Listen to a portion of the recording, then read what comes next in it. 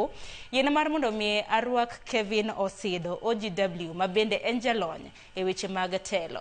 Osido nyalo mana kawo thuolo mar moso nyikwa Ramogi Ajwang'. Ang'eni makoro arwaki dagi nikech weche motende kod counties ang'eni uwinjo ka DC machiegni. Erokamano Sharon kuom thuolo ma irwako godo kawuono.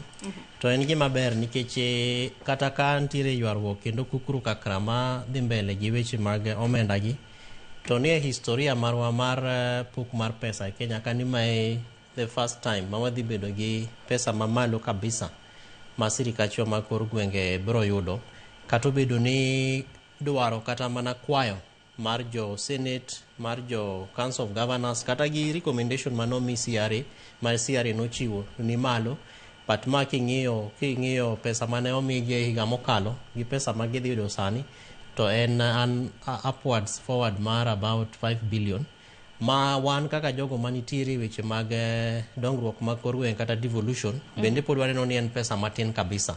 To ma luwore gi gik moko mang'eny kabisa, especially king'iyo gigo maluongo ni tienge ma sirikache wayudo godo pesa. Ing'eni samiloso budget ting'iyo ni to pesa ma wa target en pesa di. To wadhi yude e tienge machalo nadi. Ma Kenya ka king'iyo to wantiere gi taxation is one of the main sources ma sirikal tiyo godo e weche mag yudo pesa. Omiya gino ni ka wadhi mbele gi twak to wabo